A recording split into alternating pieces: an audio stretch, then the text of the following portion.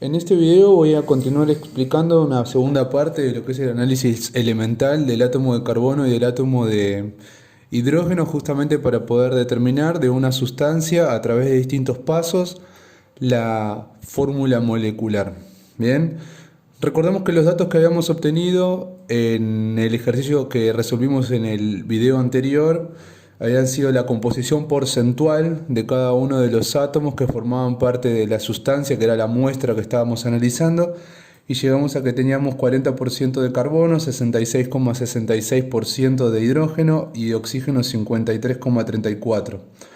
Ahora, si nosotros tomamos estas composiciones porcentuales y las dividimos por el MR, o sea, es decir, por la masa atómica de cada uno de estos átomos que tenemos acá, vamos a obtener lo que se conoce como fórmula atómica centesimal, es decir, nos va a decir qué porcentaje tenemos de esos átomos en lo que sería la fórmula de cada átomo. Quiere decir que tenemos en relación 3,33 átomos de carbono, 6,66 átomos de hidrógeno y 3,33 átomos de oxígeno, y esa sería la proporción que tenemos de cada uno de ellos entre sí. Recordemos que tomamos el 40 y lo dividimos por 2 en el caso del carbono y obtenemos este número. 66,66 dividido 1, que es la masa atómica del hidrógeno, y obtenemos este valor. Y tomamos la cantidad porcentual del átomo de oxígeno, la dividimos por la masa atómica y obtenemos la cantidad centesimal de lo que sería el átomo de oxígeno. Entonces, lo que nosotros podemos escribir acá es la fórmula atómica centesimal.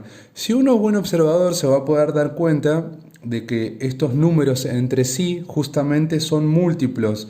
Entonces, si nosotros, por ejemplo, lo dividimos por uno de estos, que es el múltiplo, bien, vamos a poder obtener lo que se conoce como fórmula mínima, bien, la fórmula mínima, la fórmula que representa la cantidad de átomos que yo puedo tener en menor medida para poder dejar armada como la estructura de esta fórmula, pero no representa la cantidad de átomos reales que tiene, sino lo mínimo que yo voy a tener.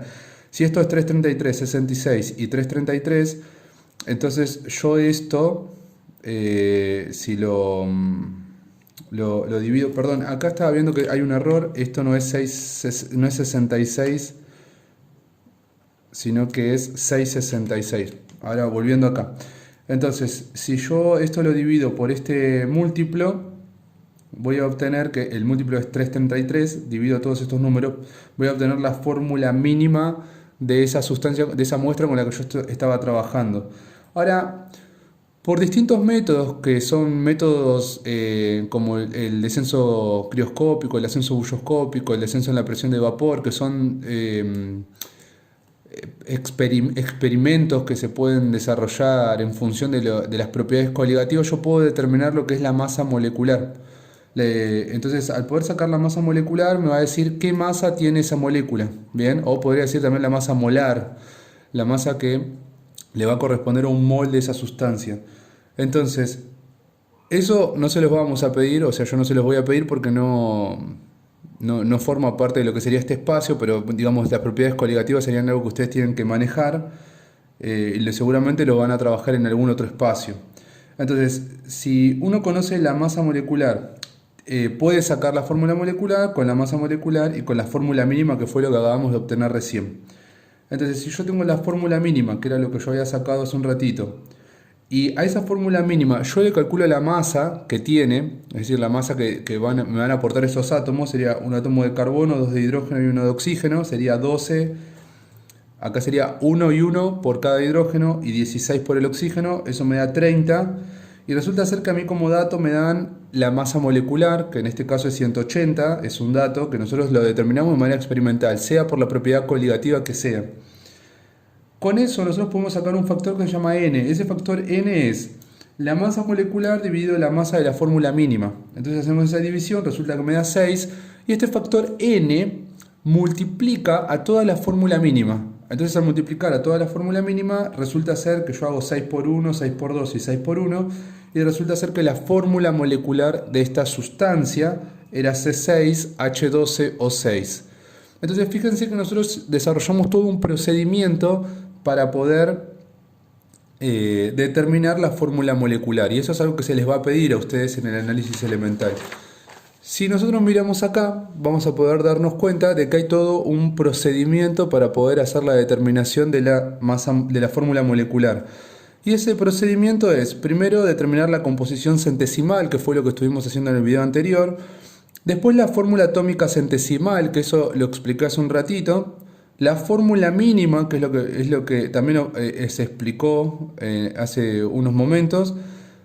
Con eso nosotros vamos a poder sacar la masa de la fórmula mínima, como lo hicimos recién, y tendrían que dar como dato, tendríamos que poder sacar como dato algo de alguna manera, la masa molecular, que sería la masa de la sustancia que nosotros estamos investigando. Si nosotros tenemos todos estos datos anteriores, junto con la masa de la fórmula mínima y la masa de la sustancia que estamos investigando, vamos a poder sacar el factor n. Y al tener la fórmula mínima y al tener el factor n, multiplicamos como acabamos de decir recién y vamos a poder obtener lo que se conoce como fórmula molecular. Y con esto se cerraría toda la cuestión que tiene que ver con el análisis elemental del átomo de carbono y del átomo de hidrógeno. Este procedimiento, es decir, todo este diagrama, este esquema, resulta muy importante porque no solamente aplica para lo que es análisis elemental de carbono y de hidrógeno, sino que esto es válido para análisis elemental de otro tipo de átomos, como puede ser carbono, hidrógeno, nitrógeno, carbono, hidrógeno, oxígeno, carbono, hidrógeno, nitrógeno, oxígeno. Entonces, es importante tener en claro el procedimiento para poder determinar una fórmula molecular, porque nosotros con esto, con este procedimiento, vamos a poder llegar a esto que estamos buscando de la fórmula molecular a través de lo que es el análisis elemental. Nosotros puntualmente, vuelvo a repetir, lo vimos para el átomo de carbono y de hidrógeno, pero aplica para otro tipo de átomos.